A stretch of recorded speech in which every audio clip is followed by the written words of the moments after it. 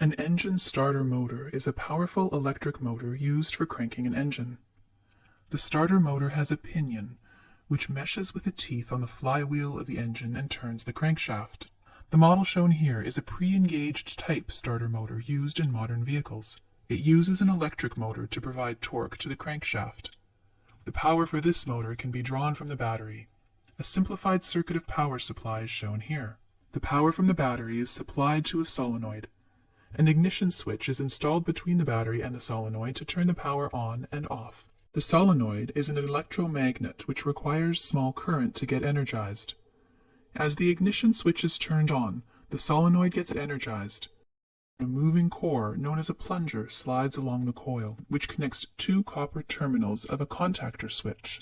This completes the circuit from the battery to the motor and causes the rotor to spin. When the solenoid is de-energized, the core returns back and disconnects the motor from the battery.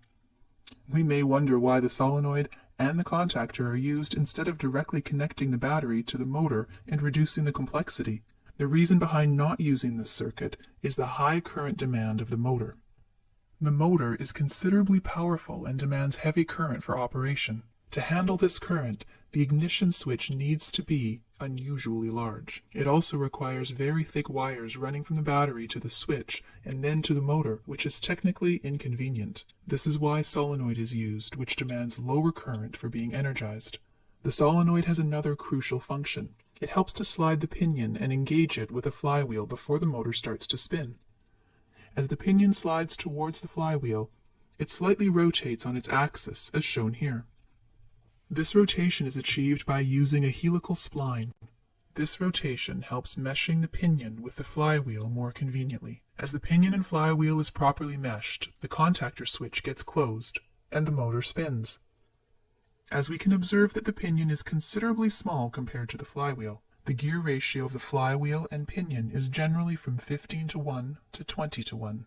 The high torque obtained from this gear reduction is still insufficient to crank the engine. So, a planetary gear set is introduced to increase the torque further. Planetary gears are incredibly useful for large gear reductions with less weight and limited space. It consists of a sun gear, a ring gear, a carrier, and a set of planet gears. In starters, the ring gear is fixed, the sun gear is the input, and the planet carrier is the output. For the setup shown here, the gear ratio is 7:1.